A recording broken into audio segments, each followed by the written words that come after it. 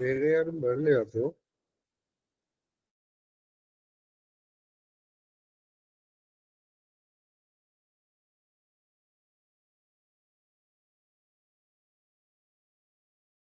Hello கேக்குதா? Hello.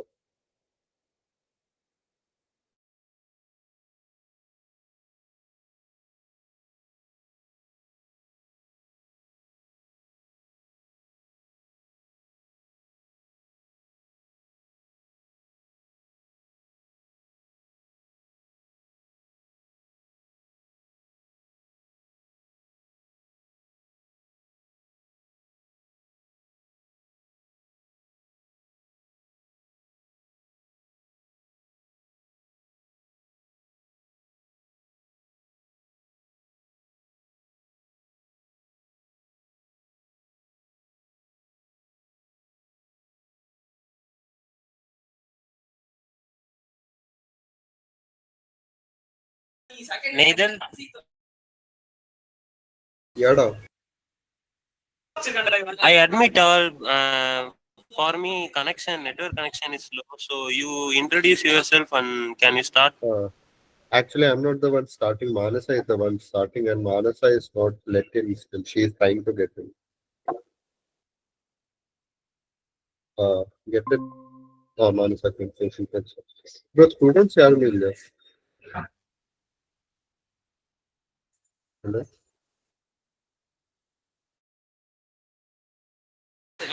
Bro, first you introduce. I admit all. First you introduce about this Club series and Manasa will start. Okay, bro. Neithal. Neithal.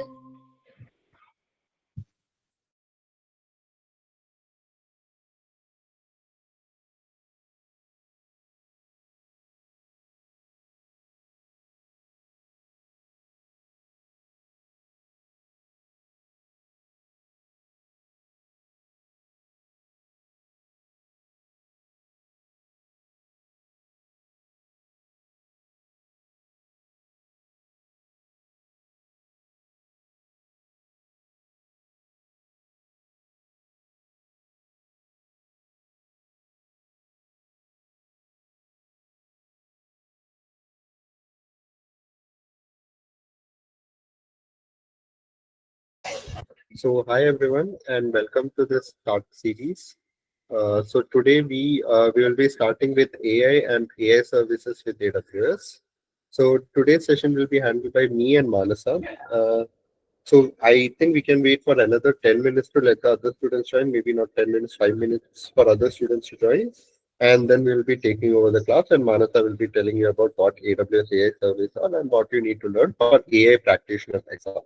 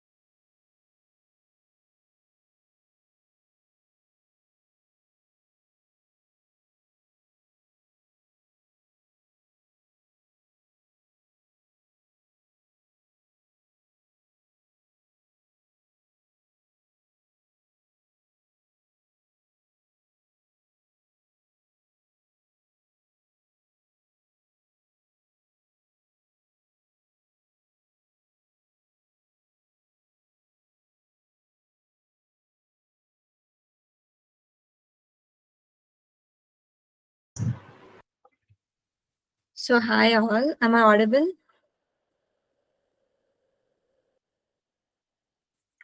Hello. Okay.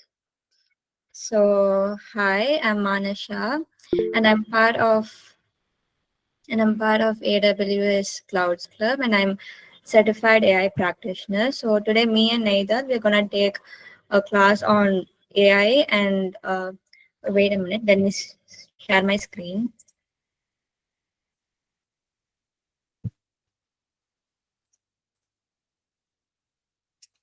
So this is the course. I guess it's sent to you. So we are gonna take we're gonna brief about module. I'm gonna brief about module 2 and module 3, which is like introducing about AI and introducing generative AI. Neithal will do module 4 and 5. So let me share my PPT.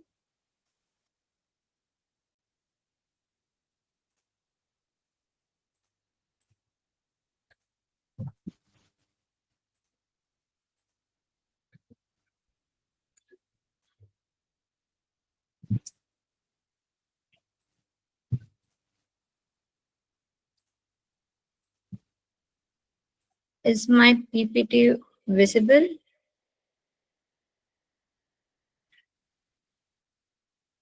Neithal?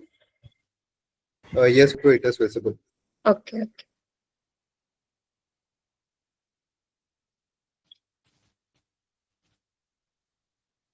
Just a minute.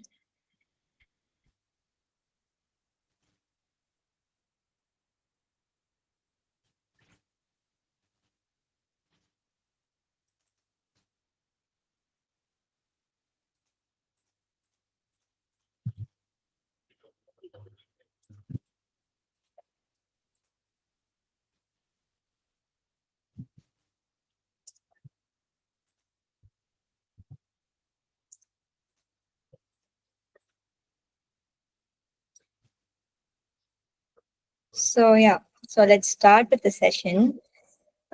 Before starting, I would like anyone to answer. Do anyone have idea about what's AI? It would be nice if someone interacts.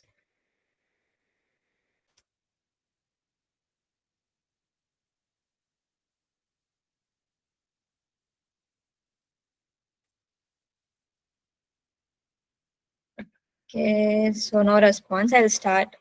So AI, or like artificial intelligence, it means like when the computer or the machine thinks and acts like human. So basically, it does all the logical thinking which a human does. Where we do this by teaching the machine to learn and solve problems. So this is what basically AI means. There are few examples where we use AI in our day-to-day lives, like in Google Maps, where Google Maps tells you the fastest route, right? So all that we use AI for that, and also for your Netflix and YouTube, there will be video suggestions and recommendations. So your AI, it will learn your patterns and it will give you the most relevant choices for you. Uh, so let's take as an example. So when you can think AI as a student. Okay, first it won't know anything, but you should teach it. Like teaching in the sense, we'll feed it the data. We'll give data and it will learn better. And just like you learning like something new, AI will also learn new stuff and it will learn from the data and it will give you the outcomes. So the very first thing in the course of the module 3, the first thing the term was AI is an umbrella term. So what do you mean by that? Like the line AI is an umbrella term. It means AI is not just a single like simple topic. It's like a broader picture. It has you have various other technologies within it. So AI is considered as umbrella term because it has this various range of technologies and fields in it, and it involve machines mimicking like the human thinking abilities. So you can see this diagram where AI is like the outer part. So it comprises machine learning, it has deep learning, all of it comes under AI. So it's not just a simple topic, it has so much other stuff within it. So that's why we consider AI as an umbrella term. So I guess that part is clear. Let's move on to next thing, but before that let me say another thing. So they will just differentiate what is AI, what is ML, and what is deep learning. So when I started to learn about AI, I was taught this analogy and I thought of sharing about it. So let's say AI is like a chef in a restaurant. So AI can cook many dishes and they present many dishes. Whereas in ML is like the recipe book, like where the chef learn from each recipe and they improve it. So based on trial and error, the the chef will learn. So machine learning is somewhat similar to that. Based on trial and error, the machine will learn, and based on that, the outputs will also get updated. And what about generative AI? Let's say mm, generative AI is like a chef, and a chef who creates new dishes. So it creates new the recipes, but all this would have been already it would have been come from an existing recipe. So you add a bit of creativity in it. And deep learning is also part of AI, where you use deep neural networks. So next, this is the agenda. I'm pretty sure like I covered like the basic terms. So I'm gonna cover the module 2 and module 3 as I said. In module 2, we have introducing AI, and the module 3 is generative AI. For the module 2, we are gonna see about benefits and risks of AI, like what and all we have, the pros and cons. When there is benefits, so there's also going to be risk, and we'll see how we're going to tackle them. And we can see about the responsible AI practices, and why we should look after the AI stuff. And we will see about machine learning concepts and services. This is for module 2. And then we will have module 3. I have a separate PPT for that, or we will solely focus on generative AI. As I said in the introduction, about I gave a little bit just about the generative AI. We'll deep diver into generative AI, and we'll see about foundation models, power challenges, and all the key components for getting the optimal outputs. And we will have a discussion at the end. So yeah, let's start with the benefits of AI. Why do we use AI? So we have all these human resources.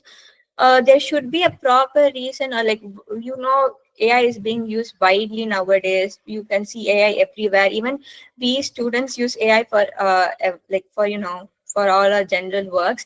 So why is it gaining a lot of importance? So it has its own benefits, right? So one is it gives you data driven insights. What do I mean by that? So let's say you give someone a lot of data and ask them insights about it. It's going to take that person a lot of time. Whereas when I give AI all the same amount of data, it's going to give me the output in seconds. So AI will process all this massive data sets. What it does, it will learn the patterns. It will see where the repetitive patterns, where it is um, it's coming again. It learns the pattern, and it will give you the insights. So for example, let's take a retail shop. Let's say there are 100 customer comes every day, and we take data of all the 100 customers. And now I'm going to give my AI all the details. Okay, so I'm going to give my AI all the details of the customers who have come. and it will learn all the data. It will learn what all the products the customer is buying, and which type of which product is being bought more. So if I ask insight about, if I give like a customer's detail and ask it what is like a product this customer gonna buy, it will see all the repetitive patterns it has learned from, and it will give you insights about all the products like the customer will be able the customer might purchase. Okay, so that's like the data driven insights. Next is task automation. So in our IT fields, we'll see like a lot of repetitive tasks, like uh few tasks it keeps coming back, and we have to keep on doing it again and again, so it's gonna be repetitive. So all for all the stuff you're gonna need a lot of human resources, right? To automate it sorry, I mean to repeat it or every time, each and single time you're gonna uh, want someone to go do the task again and again. So what I'm gonna do, I'm gonna employ AI over there, so it's gonna automate all the tasks. So it's gonna do all the complex works without the need of human resources, so it's gonna be a massive benefit for me. So these two are like transformative benefits of AI. So next is responsible AI practices. So let's say if you're gonna give a child a tool, or a weapon, let's say a weapon. So we have to check the child, right? We have to be careful with the child, right? Similarly, in AI, we have to keep on checking it. We have to keep on overviewing it, because we have trained it, but we should also check if the outcome is what we expect.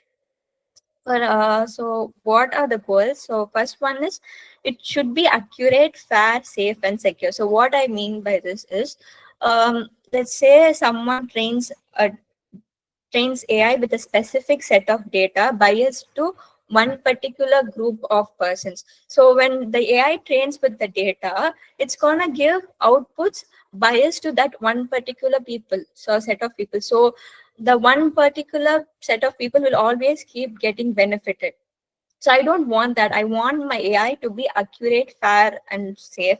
So we should ensure that the AI is unbiased and it's reliable, and it should protect all the users equality. So that's one thing.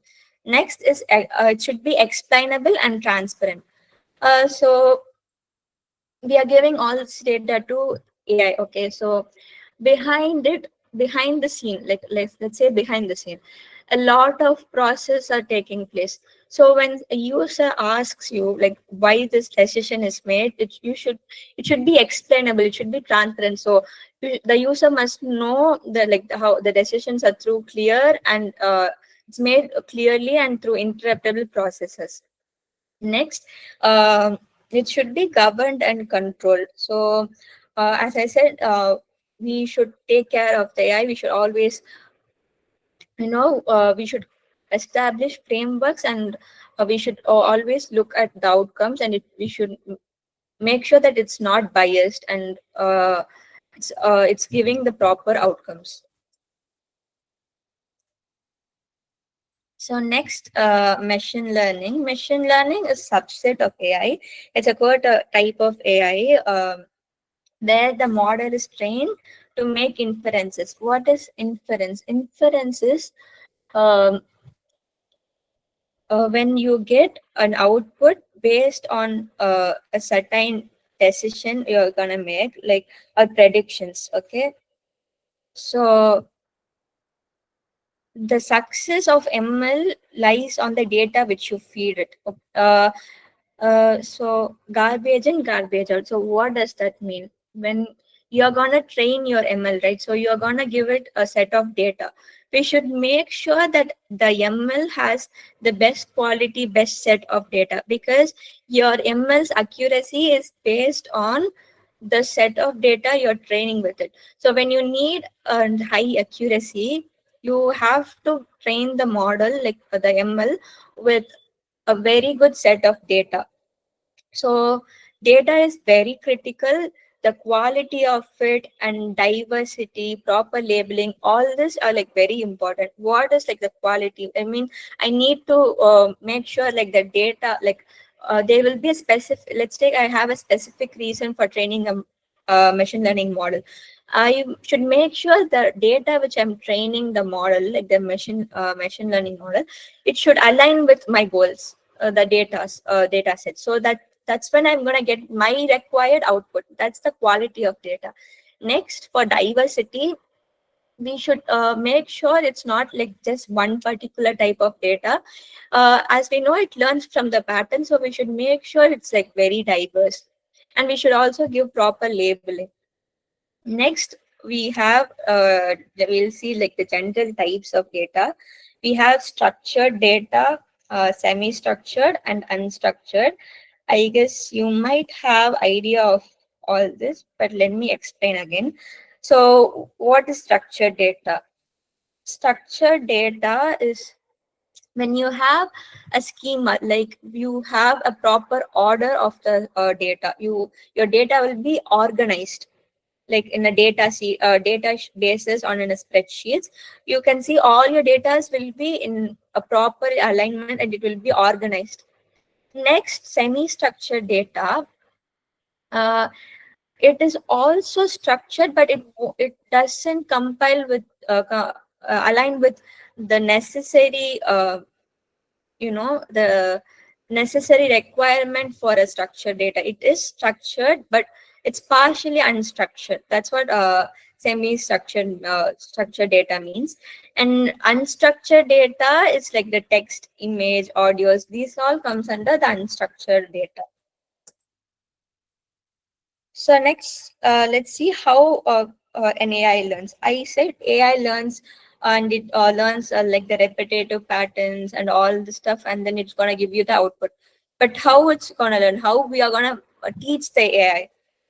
So there are three stuff. So first one is supervised learning. Second is unsupervised learning. And third one is reinforcement learning. So let's start with supervised learning. Supervised learning is when we are gonna train the data with labeled data. So it will I'll give you an example.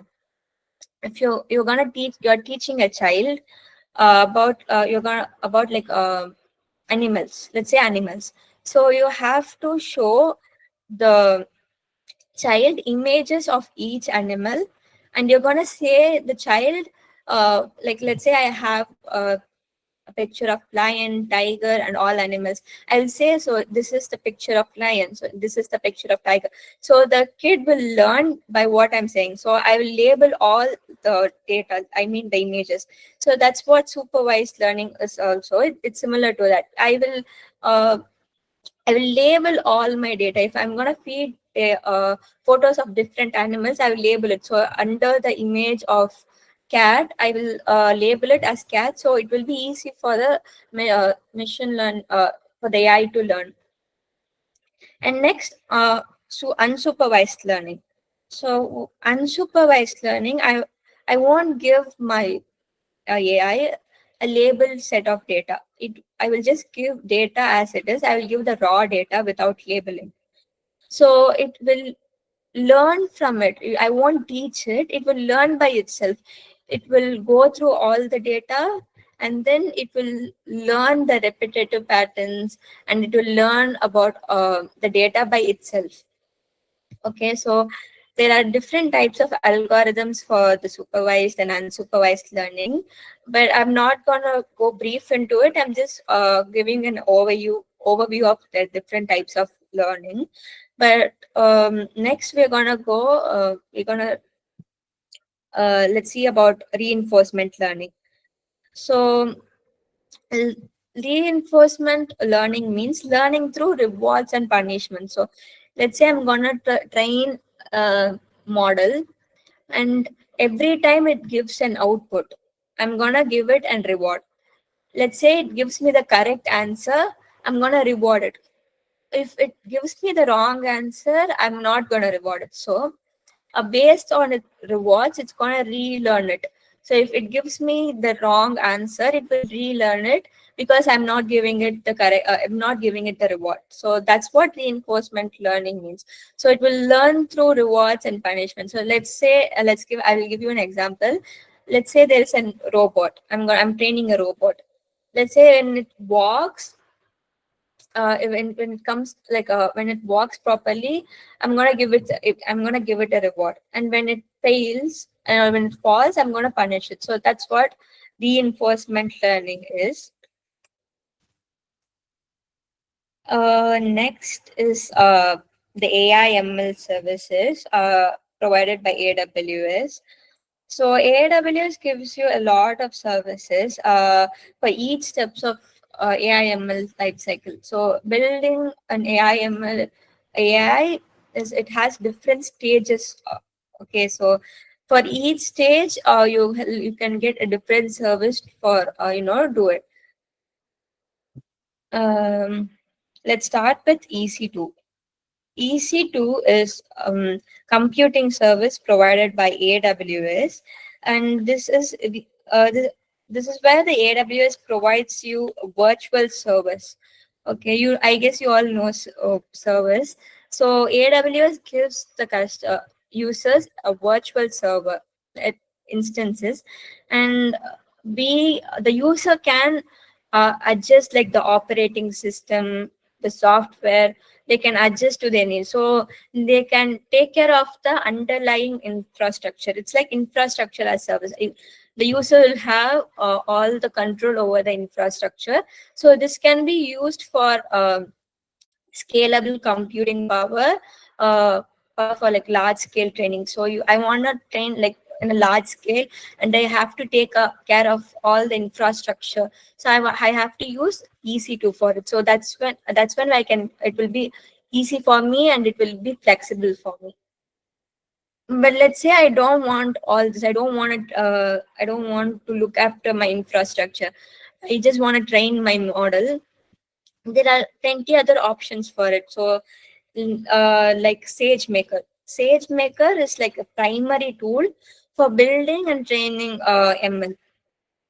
They will offer you like built-in algorithms and manage infrastructure. So for EC2, we have to take care of the infrastructure, whereas in the SageMaker, the infrastructure will be managed by Amazon. Right. So next, the Bedrock. Bedrock is like fully managed service, and it provides access to a selection of pre-trained models. So you don't have to train models. They will be already. You'll have options of already trained models. You should just choose the model which aligns with your goals. So there will be different types of models, and there will be a model which will be perfect for your goal. You have to choose that model, and you should fine tune it according to your need, and then you can deploy it. So that's what is Bedrock. And there, apart from EC2, SageMaker, and Bedrock, you also have pre-trained AI services. So it's ready to use services. So you don't have to train it. You don't have to do anything. It's like ready to use. You can just add it to your to your thing. So that is transcribe. What is transcribe is, it will convert all your speech to text. So let's say I'm giving voice as my input, and the model, it will uh, it will give all my what and all I've talked, it will give as text. So that's what speech to text means. And then translate, I guess these are all like very common, we would have used it. And then poly for text to speech. This is like opposite of speech to text. So this is the final slide of module 2, generative AI. So I'll just give you I will I'll dive deeper into this in module 3. So generative AI is like creating new words, let's say like that, because it produces new content, it produces original contents, whereas like other like ML models, it will give you output based on the data I have trained, and it will give the output based on the data which is given to it. Whereas in the generative AI, it produces a new original content which is not existing before. So this generative AI will be trained with massive data sets, and it will enable them to perform like wide range of tasks. So some common categories are language, image, audio, biomedical. So for language, text generation, summarization, creative writing, all this you I guess you have all used GPT, right? So um, for summary, let's say I have given it like three big paragraphs, but I need like 3-line summary of it. So when I ask it, it's gonna go through all of the content I have given, and it's gonna summarize me, and it just gives me 3 important points. That's what summarization is. And creative writing, let's say I'm gonna give it a title, and if I ask to say a story about it, it's gonna be creative. It's gonna create a new content, and it's gonna give me a new story. That's what it is. And then uh, creating images on audios, all this also comes under generative AI. So this is for module 2. Let me share you the module 3. Just a minute.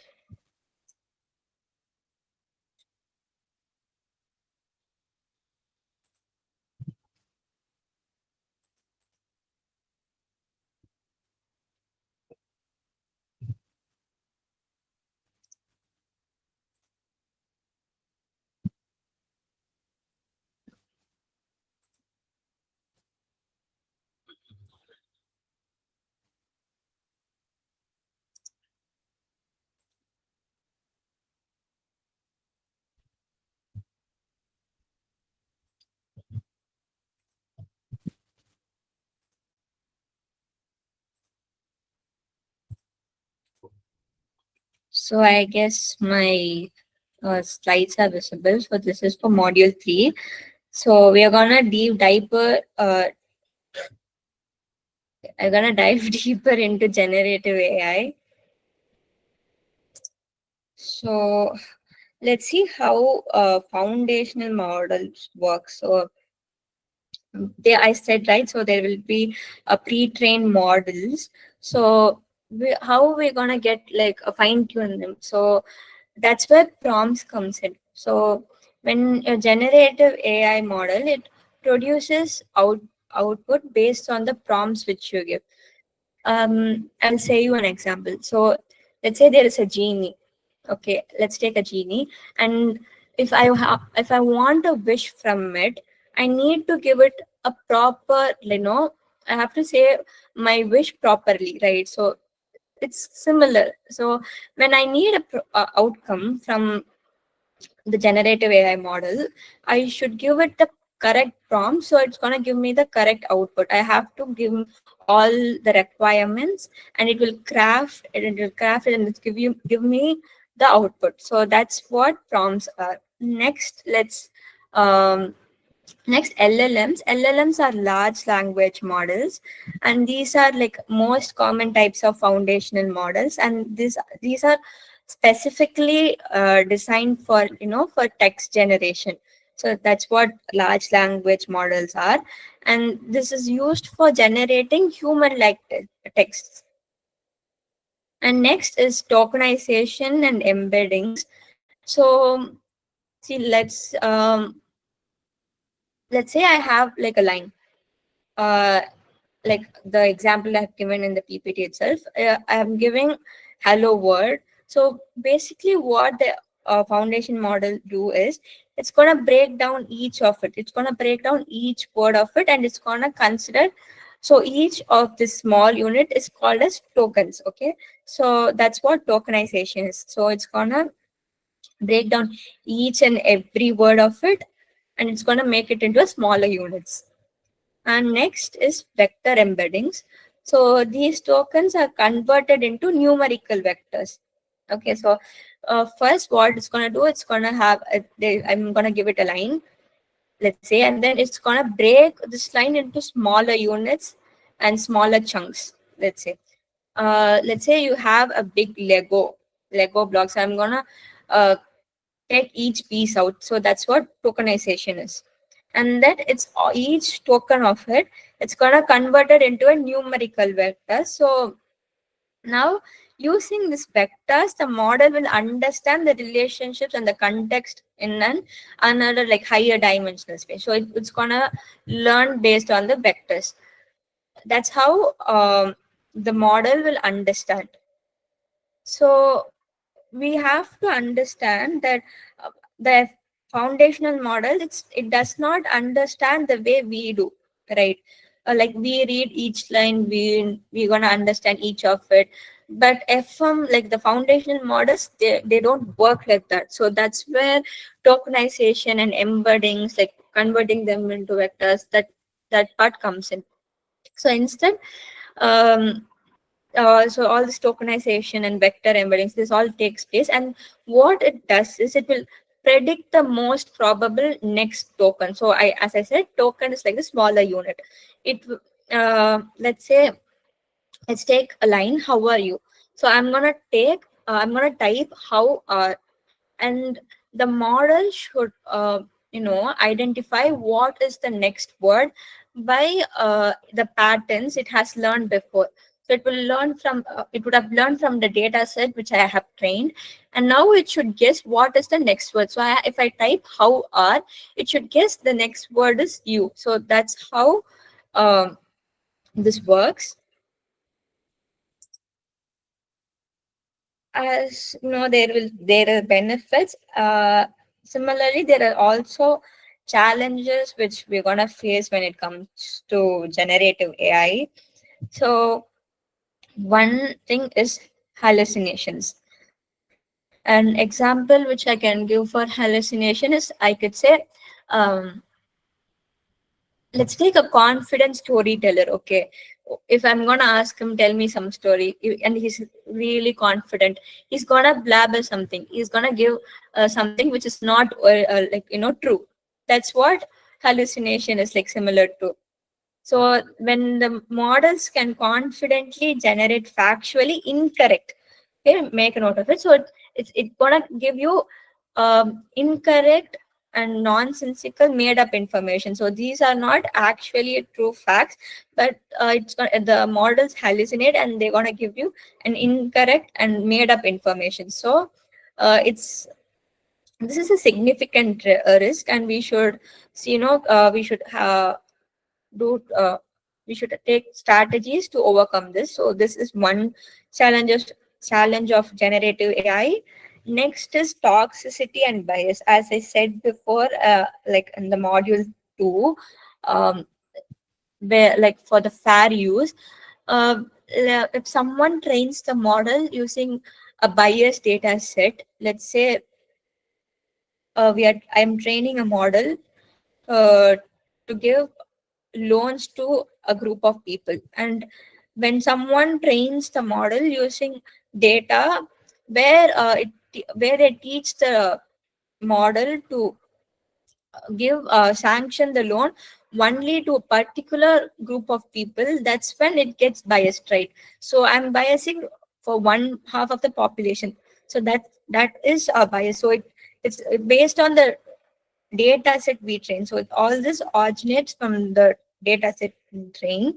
So the trained data set, the FM can inwardly reflects, and it will be like it gives offensive and discriminatory outputs. So we don't want that to. So that's like the second challenge.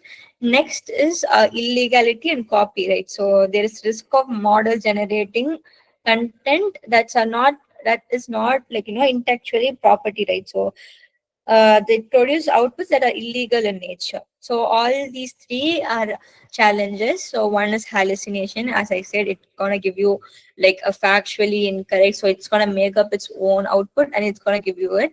And next is toxicity and bias, where it's gonna, you know, favor one particular population of people. And next is copyright. So it's gonna give you an illegal output, which is illegal in nature. So all these are challenges of generative AI. So next is fine tuning part. So let's say how we can control generative AI. So there are certain parameters. As I said, generative AI gonna produce creative outputs, right? So I can control the creativity of my model. So that's where temperature comes in. So this is a parameter where I can fine tune the model's generation process. Okay, I can influence its creativity. So let's say I don't want my model to be really creative. I just want it to give the actual facts. So I will give it a lower temperature. So it will be more predictable and focused output. uh, or let's say someone else wants a model and they want it to be really creative, and they want it to create its own set of outputs.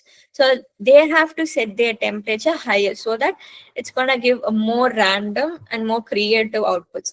So when I set let's see the difference. So when I set my temperature high, it's going to give me a random output, so it's going to be creative. And when I going to set my temperature low, it's going to give me very predictable, and it's going to be focused. So this is the key difference between temperature. And top is also a parameter, for for managing the creativity. And it's gonna use the cumulative properties. It's gonna accumulate the tokens, and uh, it's gonna control generate creativity. Next is augmenting with data. So RAG, which is a retrieval augmentation. What it's gonna do? Let's say I train my model with a set of data. So as time goes, I need my model to be up to date. I wanted to know all the set of data or all the set of information which is new, right? So rather than training with retraining it, what I'm going to do is I'm going to use RAG. So RAG, what I'm going to do, I'm going to connect my model with an external source. Okay, so I'm gonna integrate it with an external knowledge source with the LLM. So it some common type of data source include databases, knowledge bases, and specific documents. Like I can give it specific document, and then I can link with it, so I can integrate it with it. And what it's gonna do, it's gonna typically retrieve all the relevant information from this external source, and based on the user's query. So the information which the LLM gonna provide, which is gonna be up to date. Next is key components for like optimal output. So when you want like the perfect output, when you need like the good output from the LLM, there are certain measures you're gonna take, right? So first thing is model choice. So there are different types of ML. There is no single ML FM which gonna fit all your needs. So you have to select the right model for your specific need. Okay, so that's what model choice is. So it's one key component. The next one is prompt design. Prompt design is, as I said, uh, the genie example. So I have to provide my wish properly to get my desired output. So you need to give there should be a clarity in your prompt, and it should be relevant, so that the model is going to give you the optimal output. Next is the data quality. This is also repeated. As I said, I said it in the first, garbage in, garbage out. Even like for advanced like foundation models, the quality and the relevance of the data, it should remain successful. Like it should be remain like good quality. So when I train my model with a good set of data, with good quality of data, automatically my accuracy and the rightness is going to increase. So data quality is an important key component as well. And next is safeguards. So I have to, as I said, I have to overwatch it. So I'm going to implement guardrails and stuff. So all these are the key components. So one is model choice, another is prompt design, data quality, and safeguards. These are all the key components. These are the primary services. In the previous slide, I have discussed about SageMaker, and I have also discussed about Bedrock. And this one is new. So Amazon Q is a generative AI assistant like GPT. We have used AI assistant. So Amazon Q is something similar to that, but this one is for workplace. It's specifically tailored for some organization. So it will be trained with the organization's data, and this will be deployed for the organization's workplace. So this gonna provide the employees working over there with instant and accurate answers. So that's what Amazon Q is. So I guess this stuff are clear. Next is when is generative AI is a good fit. So like this is like when you can use generative AI and when you don't have to use it necessarily. So it's gonna be a good fit when your business requires like uh, new content. So I let's say I'm working on like a very creative field. I have my domain is really creative and I want new outcome, new content. So that that time the generative AI is going to be good fit for me because I need to generate new content every time. So it's going to be good fit for me.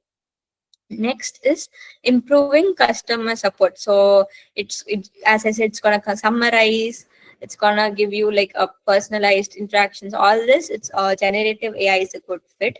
And then boosting employee productivity, enhancing creative process. So when I need creativity, when I need creativity in my domain, I need creativeness. That's when I'm gonna put generative AI in. So the opposite of this is going to be a not good fit. So what is it? So like, and my problem is to pinpoint accuracy. So I don't need any extra new content. I just need an accurate output. That's when I'm going to use generative AI. And I'm not going to use generative AI models. So when I need a creative answer, I'm going to use my generative AI models. And when I need an accurate answer, I'm not going to use generative AI. Okay. I guess we have come to an end.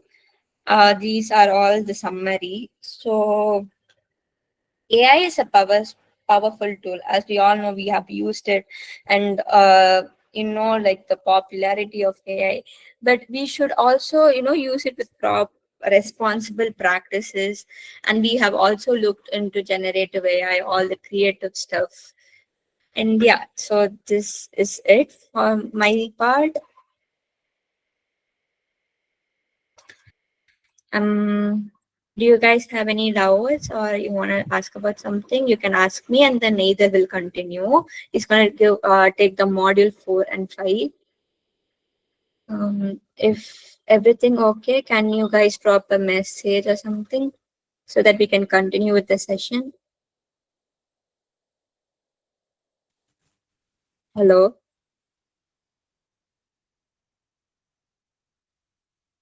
guys.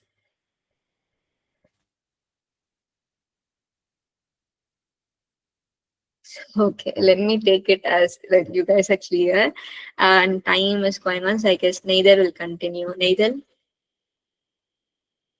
Okay, so it is clear for everyone.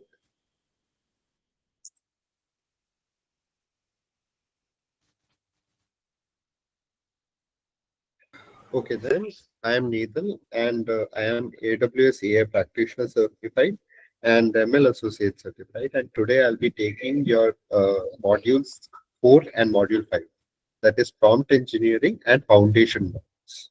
So let me present my screen. 1 second.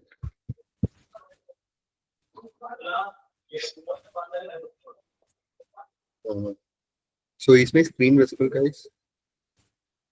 Yes, it's visible. Okay. So,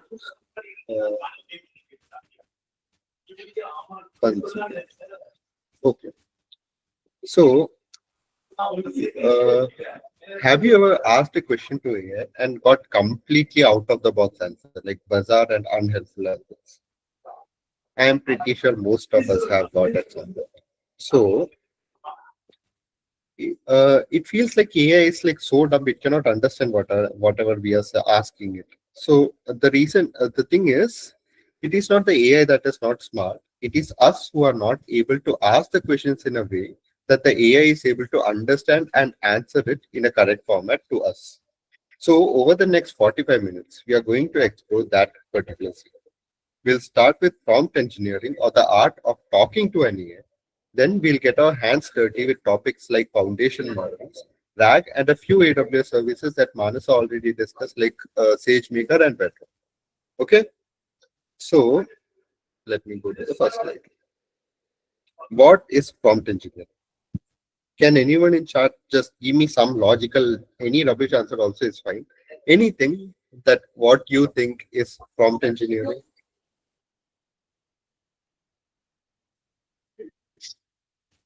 I'm guessing you guys are playing games in the background. Okay, so formally it is defined as the practice of designing and refining our inputs or prompts to get exactly what we want from an AI. But that is a bit hard to understand, right? So I want you guys to imagine your film directors. And this AI is like a really talented actor who can do whatever role you want. It can like recite any line, show any emotions. But what you do is you go inside, like you go to your set and you just say action. Now, what will the AI do? It does not have any idea what you are trying to ask, like what you are asking it to do. Same thing happens, like in with an AI also. A great director gives specific notes and instructions. That is exact point-to-point instructions. Uh, that's what a great prompt does too. The weak prompts like summarize a document. If I just ask it to summarize a document, AI has no idea what it needs to focus on, what are the things it should take as relevant and based on which it should give an output. It is just like the director Summa yelling action. So AI has no idea what it has to do. But the strong prompt is like what is given on the next slide. Like summarize the attached financial report for non-expert audience, focus on key revenue drivers and potential risks. Provide a summary as 3 concise bullet points. Here it is telling it exactly what it wants as input, what it should focus on, and what will be given as the output. Clear?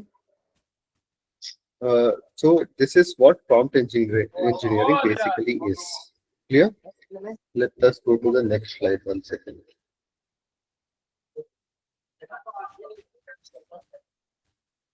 Okay.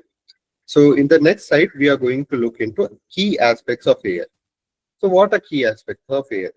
So whenever you think about key aspects of AI, you have to do 3 basic things that every engineer has to do. First thing, you have to be an architect, where you have to focus on the structure of the prompt. That is how the prompt is built. Is it having all the necessary parts and is it structured properly? Clear? Second thing is you have to be a strategist or you have to strategize what kind of prompting technique. We will be looking into prompting techniques later on, based on which you will tell AI exactly how to solve a tough kind of problem. Like if I want to generate something specific, I need to tell it how it needs to generate. You can't just randomly ask it and expect it to give correct answers. And the third and most important part is adversarial prompting. Adversarial prompt is used when you are making the foundation model. So what it means is you should be able to protect the model from prompts that are not good for the model, prompts that will be asking questions that the model is not supposed to answer. Like remember Manashaa told about biases and wrong kind of content. All those things should not be given by the model, and adversarial prompting is a technique that makes you or helps you stop that from happening. Clear? Next is 4 C's of prompting. Basically, structure of prompting. It is called 4 C's, but I have no idea why it is called 4 C's. It is 3 C's and 1 E. So what are these C's and E? First thing is clarity. AI is really smart. It is really intelligent, but its biggest enemy is ambiguity. That is, it is the whatever we are asking, it is not clear. It is not on to the point. So the best thing you can do for a prompt is keep it direct, ready, and on to the point without any jargons or ambiguity. Second thing is customizing. What customization means is suppose you are giving a prompt to the AI. Then suppose I want to generate content for like say for this class particularly. Then I need the AI to I need to tell the AI that my audience is going to be second year students who know only this much about AI. So I have to teach it in a way that they can understand it. So that is what customization. Third is consistency. I'm pretty sure every one of us has tried to write code with AI, correct? Whenever we ask it to give one part of the code and then ask it to give the next part of the code, always this consistency comes as an issue. That is, we will get an issue when part one and part two would not match with each other. And the fourth and the final thing is efficiency. Why is efficiency important? If for every model, prompt is taken as words or tokens, like Manashaa. If the number of tokens is more, it also influences the kind of output. So if you keep your prompt efficient, that is on to the point, or like point to point, then the chances that your prompt will give the correct output is highest. Clear? Now comes the common elements of a prompt. So what are the common elements of a prompt? First thing is task description.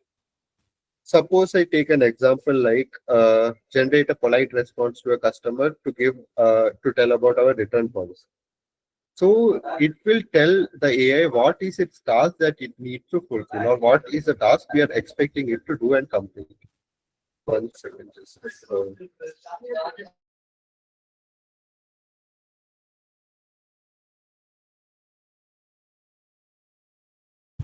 okay, sir. Yeah.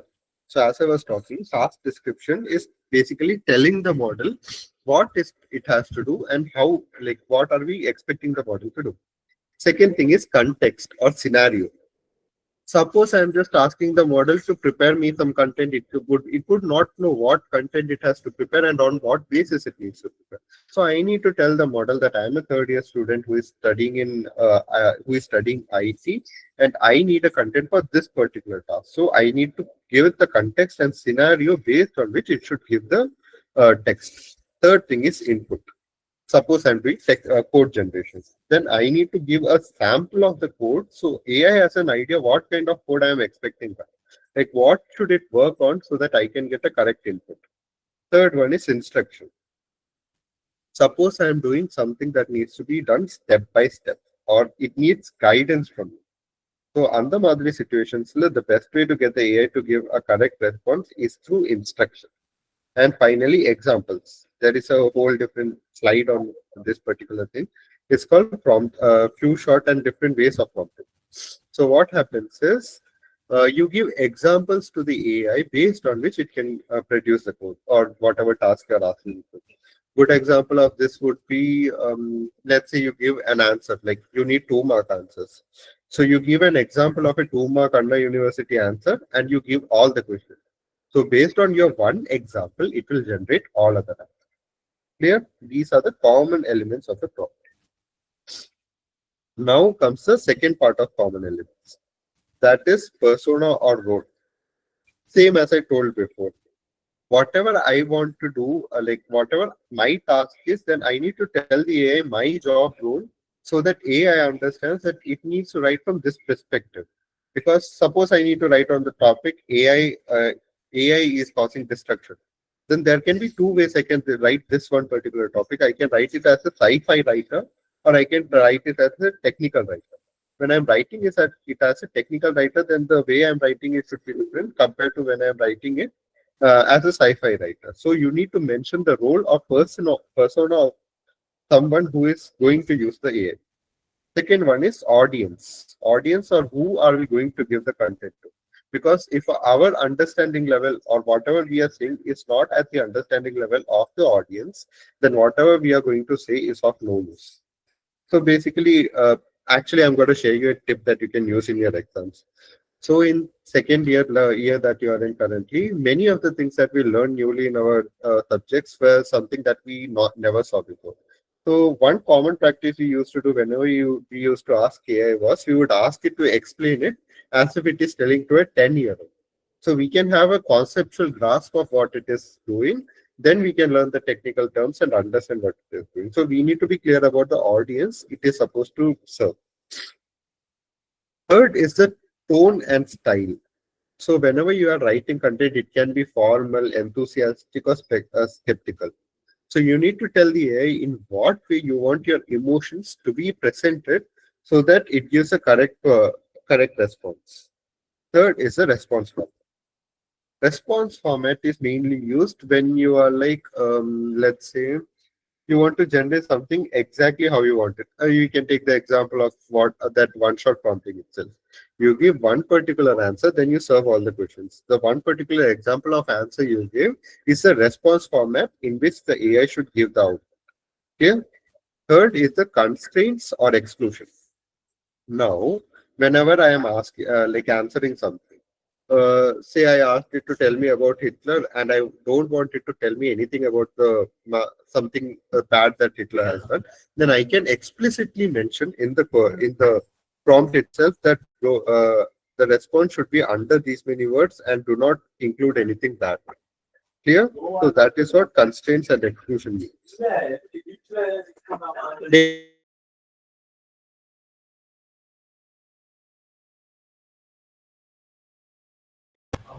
Okay. Till here, is it clear for everyone? Yeah, you guys are still clear. So let us take an example to understand what is prompting and how it can work. So suppose I want to make pasta. Okay. I can easily ask the model, give me the recipe of pasta. And as most of you would have already tried, it never gives the correct kind of response as we. It will tell pasta's recipe as something weird, like it will give us ingredients name that we have never heard of in our life, and it will ask us to make it according to that. But then we can improve the prompt so that AI knows what is my condition. Like I'm living in a hostel, I don't have anything other than a simple pasta and a kettle, so I can't cook anything else. So I can tell the model that, and based on that, the model will generate response.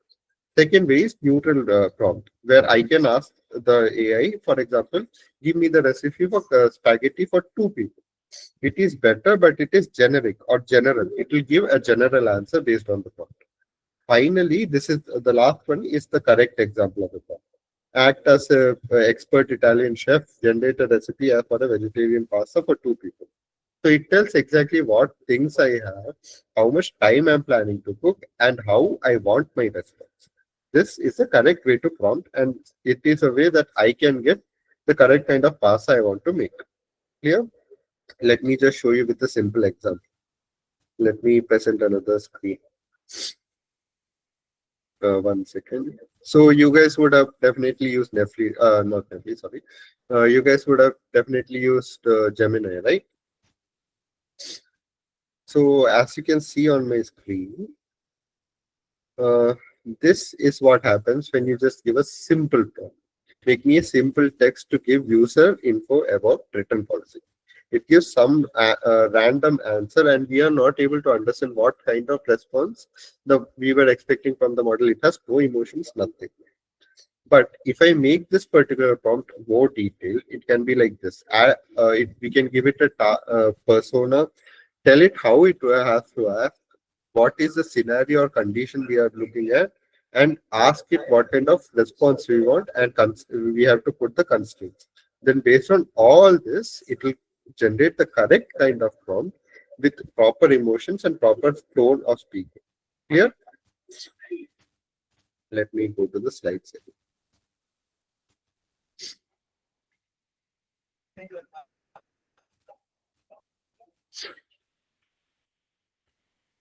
Are the slides visible?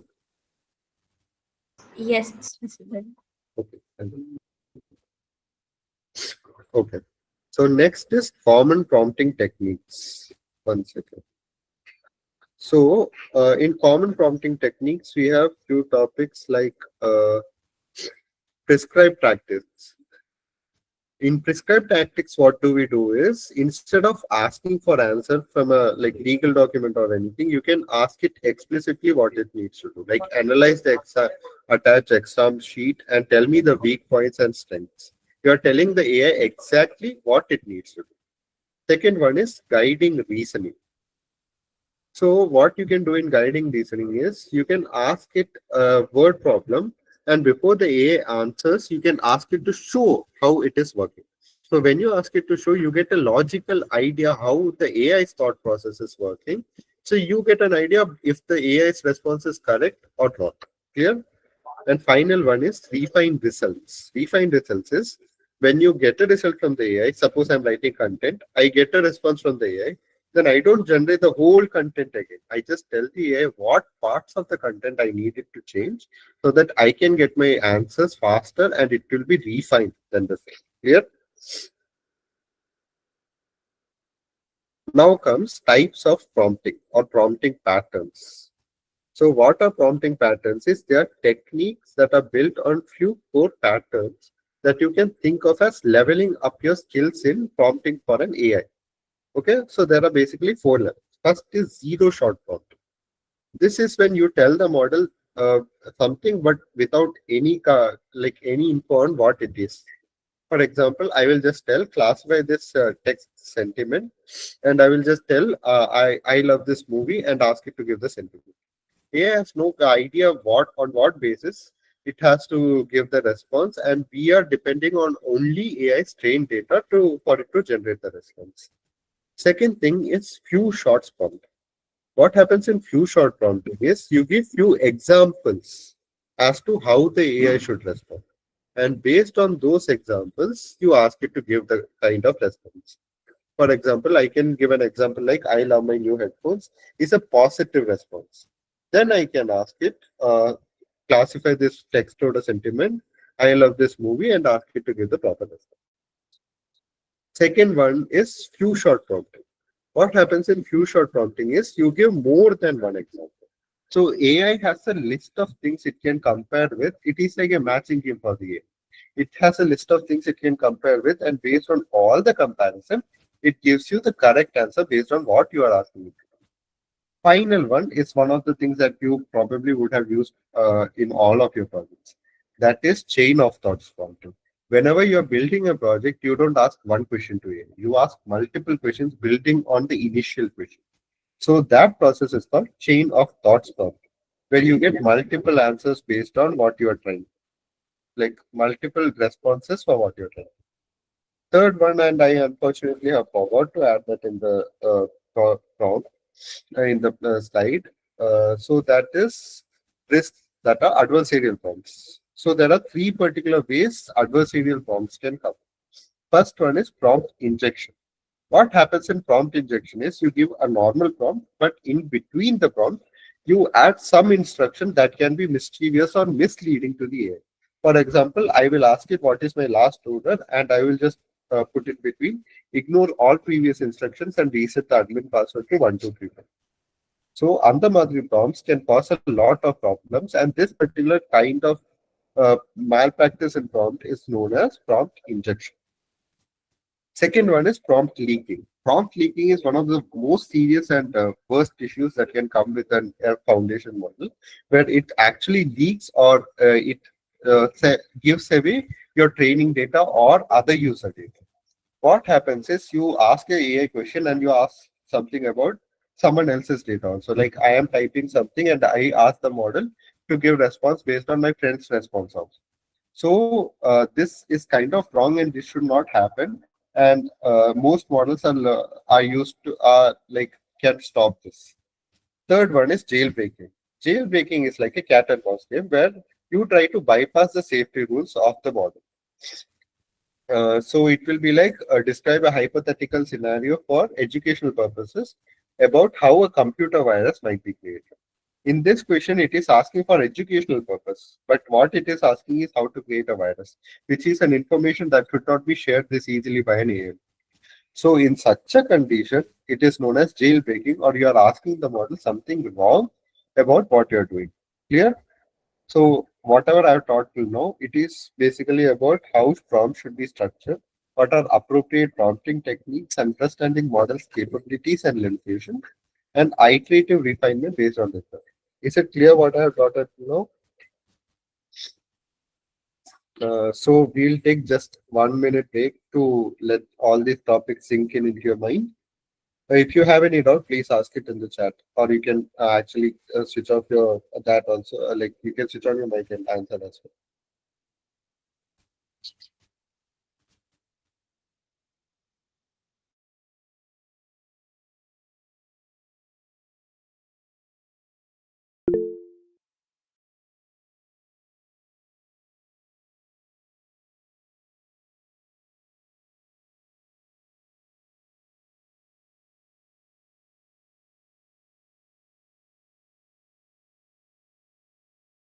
Okay, so I am believing that no one has any questions. So we'll go to the next slide. Okay, so next slide is foundation model. So first of all, what is a foundation? What do you understand from the term foundation? So as Manasa described, every model is basically first built for one particular task. Like it can generate text, it can basically classify things, it can identify objects based on computer vision and all that. When you train a model on all these different kinds of data and make it capable to answer in whatever questions you ask, do whatever task you ask, that one type of model is known as foundation. Clear? So one AWS service that is actually made to do this particular task is AWS Bedrock. What Bedrock is it is a fully managed serverless service which gives you a way to interact with other models. Like companies like Anthropic, OpenAI, DeepSeek, all of them make models, and all these models are available in Bedrock, where you can access these models, take them as API keys, and use them in your projects or use them in your products to actually give responses. Clear? That is what foundation models actually mean. Next thing is models. On what basis do you choose a foundation model in Amazon Bedrock? So for this, you have three main key considerations that you need to keep into account. First thing is model size and complexity. Now, if you have used multiple models like DeepSeek, ChatGPT, and all, you know that different models give different responses to different kind of problems. So in Bedrock, there are much more models that are available. So you need to identify what is your task, and based on that task, you need to identify you need a larger model or you need a simple smaller model based that can simply fulfill your task. Second thing is you need to identify what is the difference between larger models and smaller models. See, the larger models, although they are much stronger, they take much longer time to respond because see, whenever you see this 70 billion or some B term, what it means is that many parameters are there for the model to compare based on which it gives a response. Yeah. So larger models take much longer time and consume much more energy, making them much more costlier compared to smaller models for a simpler task. If you have a simple task at hand, like simply saying, like counting the number of users, for all those tasks, smaller models are much more useful and much less cost effective. Second thing is speed, cost, and implementation.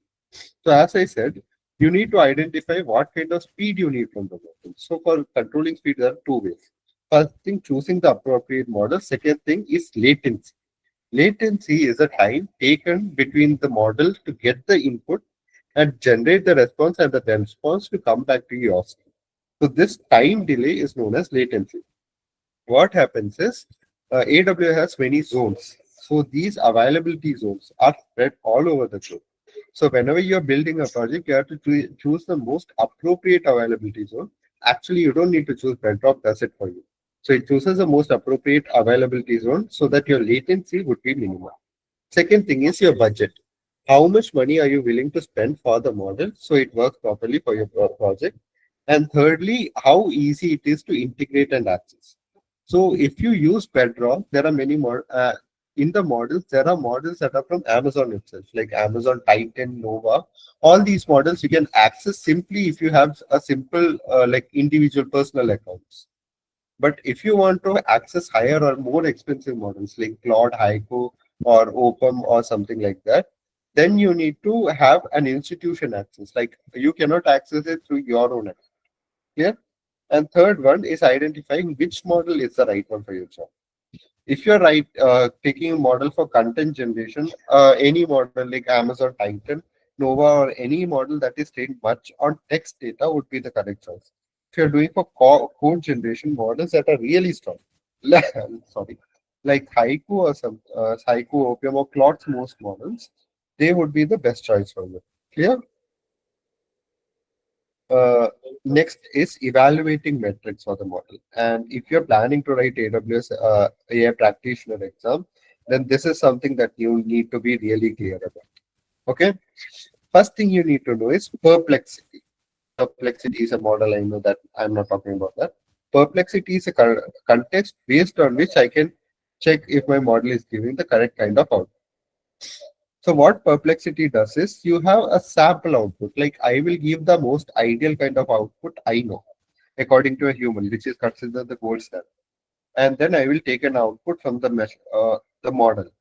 And then I would compare both the answers so to find how much the model's answer is similar to my answer. And the difference between these both is known as perplexity. It helps you identify if the model's response is correct based on what we are producing. Clear? Second thing is rogue or recall oriented understudy for gisting evaluation. So all these three things are used when in text generation or Gen AI. Clearly, they are used only for Gen. So what Rogue does is whenever you're creating a summary of anything, it checks the summary with compared with human written summaries. Suppose I need to get a summary about a movie's review, then I can compare the model's review with the human written review, so I can get an idea about how far the AI is lacking behind to generate an accurate summary of whatever my text is. Here, second one is blue or bilingual evaluation understanding. So blue is mainly taken when you're doing a translation. So suppose I want to translate a sentence in English to Tamil.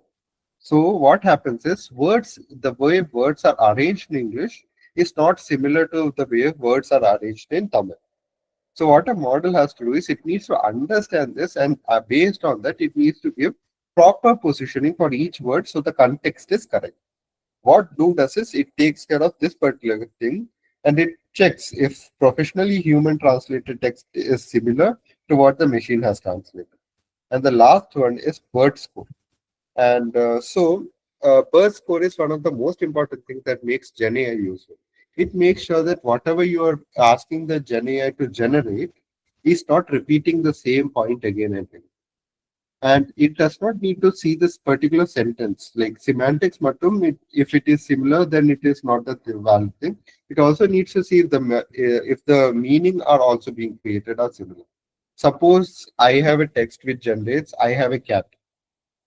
And it also has a line called a cat is owned by you. Contextually, both of their meanings are same. So if I'm taking bird score, then it would show me that both of them are same. Hence, it will tell me the model is repeating the same thing again and again, and the model is not good enough.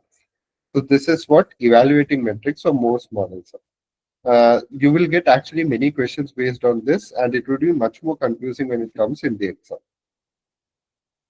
Finally, this is something that Manashaa also talked about, temperature, top K, and top P.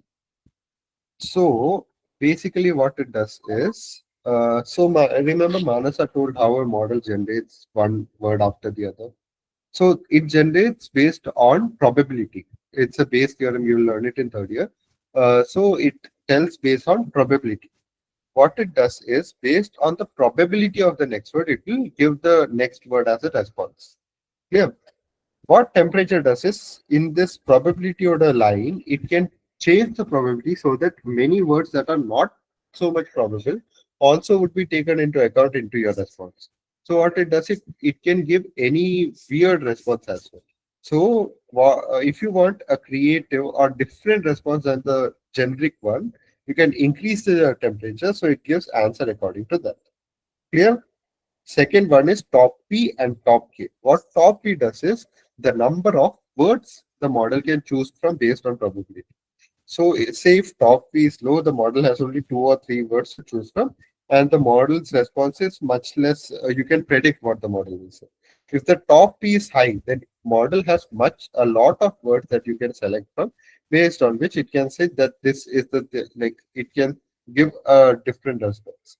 Same thing happens with top K, but what top K does is the context or the content length. Suppose I increase my top K, then the output I would be getting would be about 15 to 20 words. Same for the same prompt, if I reduce the top K to minimum, then the same answer I would be getting would be 5 to 6 words. Clear? So this is what comes when you are using temperature, top P, and top K. Next thing is retrieval augmented generation. If you are writing the exam, again, this is one of the most important topics, and usually this is the one that is actually right now being discussed mostly with every AI topic. Let me tell you this with a simple example. Suppose you are in class and your teacher asked you, teacher asked you some question and you don't know the answer, like you didn't learn the answer. What would you do? You would open your notebook, you would look at the answer, you will understand that answer. Based on that answer, you will give the response to the teacher. Same thing happens with an ML model when you're doing RAG or retrieval augmented generation. What happens is you take your text, you ask the model something that it has not already been trained on, say some news that was released today. So the model, mostly the chances that the model won't be trained in that particular data. So what the model does is it goes out of its knowledge base and it seeks from other knowledge bases like vector database or somewhere from there, and it retrieves or augments like brings the answer back and augments it or adds it into the response to generate the proper kind of response that we need. Clear? Next thing is basically, if you want, you can take a screenshot of this. This is basically a comparison between everything that I told till now. And what it does is, if you are going to write the exam, this particular slide would be really useful if you want to do for a revision. Clear? I'm hoping everyone took screenshot. So next thing is Bedrock and SageMaker. So one of the most important things to understand is the difference between SageMaker and Bedrock. So Bedrock is a serverless. What serverless means here is you have to not care about anything with the project. Like everything that has to happen will work out with the model itself, like with the service itself. You just need to access the model, get an API key, and use it in your project. Everything from latency to all other services will be taken care of by AWS itself. In SageMaker, SageMaker is basically a service that lets you make, register, and use these ML models. So what basic difference is, Bedrock lets you borrow models that are already built by bigger companies for money. What SageMaker does, it gives you a platform where you can make your own models based on different infrastructure. Like you can get Terranium, which is basically a GPU to train your model. You can get ways to store and load your data. It can make your ETL jobs much simpler. So for all these purposes, SageMaker is used. Clear? Finally, that's it, guys. So that's all I needed to talk about. I have one more thing to show you, which is a simple example of whatever AWS ML services can do, and it is called PART-1. So let me just show you that PART-1 website. Is my screen visible? One second. Yeah. So what PART-1 is? It is a simple ML service where you can understand. Where you can understand what kind of services, like how these AI services work. And what you can use it is for basic all the services. Okay, someone has asked something. Can you, okay, yeah, one second, I'll show you the slide.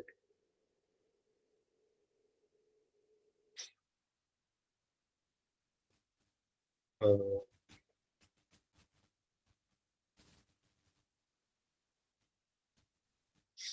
okay, is the slide visible?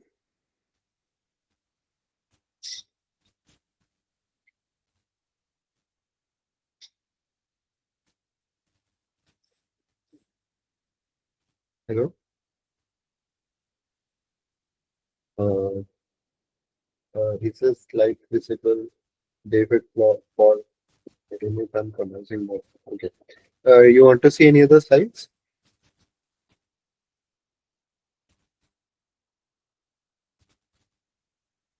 Okay, bro. So I'll show you what is Party. So basically, Party Rock is a AWS service that shows how powerful AWS or ML services are. It can be used to create any application, just any application with a very simple prompt. Like, I am in hostel and my Wi-Fi is like really bad. Like it does not let me use any service I want. So it won't be able to generate anything I want. So I will just give you an example that is already built. Say I want to build an interview prep wizard. Then this is the prompt that I have already given, and this is the correct kind of prompt you should be giving for any kind of your ML job. Clear? So I will just ask it to generate. So it makes a plan of how the service should work, how it should look, and how it should be taken care of. So it plans everything out, and then it will just create whatever software I want for me. See, I can upload my resume here. I can give my job description, and based on everything, it will give me questions, and I can write answers here. Based on which it can give me, it can basically generate the kind of answers I want. Clear? So this is everything we have to discuss today. I hope modules 1, 2, 3, 4, and 5 are clear with you guys. Tomorrow you will have Pranav Nityashri and Rhea taking taking rest of the modules. So if you have any other question, please feel free to ask us in the chat box, or you can unmute yourself and ask as well. Do you have any doubt? Guys, please unmute. You can ask your doubts.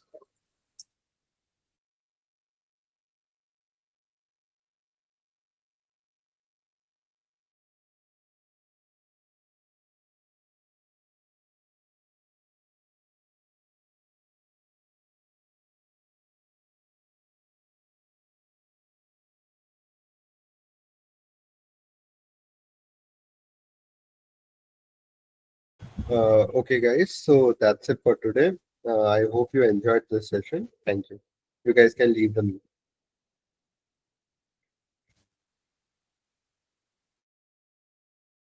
Saravana, is there anything else we need to take care of?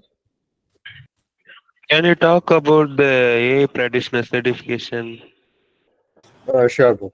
So, see, with AWS, there are three main AI exams. First one is AI Practitioner. Second one is ML Associate. And final one is AWS ML Specialty. So the hardest one to take is AWS ML Specialty.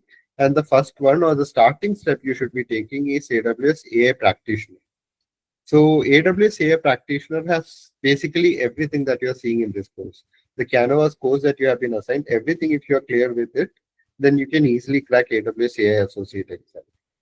So you need to know about basic AWS services. You should have proper idea about how basic ML works, what are prompting techniques, the thing that I taught you right now, what is Gen AI, what are the differences, what are the problems that might come. You need to be clear about that. Second one is AWS ML Special Associate exam.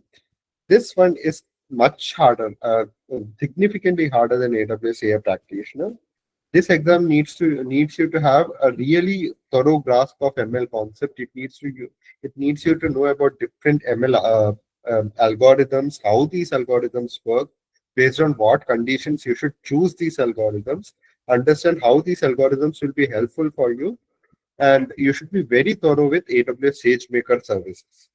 Right now you just have a bit of grasp about what is SageMaker, how it works. But if you go deep into SageMaker, there are a lot of services. Like there are SageMaker, Data Wrangler, there is AWS Glue, there is AWS Clarify. All those services you need to be thorough with. You need to understand what kind of situations you will use this and what kind of things it would be necessary that these conditions would act in this particular way. You need to be clear with concept of ETL or extract, transform, and load, where you need to know what how you take the data in, how do you transform. Transform means to clean the data, to change the data type, to give it into the correct data formats, do all those kinds of data instructions, and understand all these things to finally know how to make these things work together. You need to be clear with workflows and pipelines. Pipelines is basically how data flows from the user to the model and back to the user. You need to be thorough with all these things. And finally, with ML speciality, honestly speaking, it is kind of like uncharted terrain. Only one guy has cleared it. That's our super senior Rahul Gopalanna. Other than that, no one in our batch has cleared that exam. It is incredibly hard, and it needs you to have a proper grasp. Like you need to have a technical and working grasp with most of the AWS specialty services. Like how do you implement this? How you do you work for this with a company and all those kind of stuff. The AWS practitioner course that is there. It is the course that is actually targeted for college students. The associate course is actually targeted for working individuals who are already somewhat in grasp with ETL jobs and data pipelines. If you have any other questions about how to crack these exams, you need tips or guidances, please text us right now. Or once you come to the PEP center and join the PEP, we will be guiding you through. Clear?